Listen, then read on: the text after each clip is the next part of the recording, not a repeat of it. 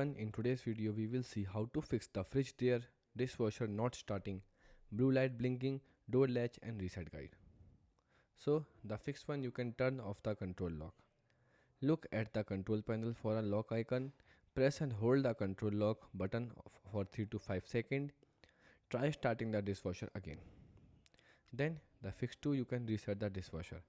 Turn off the dishwasher, unplug it from the power outlet or switch off the breaker, then wait for a 5 minute, then plug it back in and try to start a new cycle again.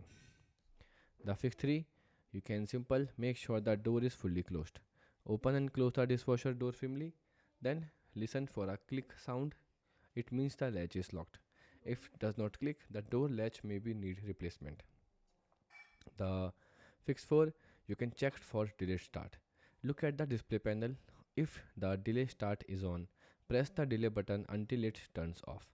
Then start the wash cycle again. Goodbye.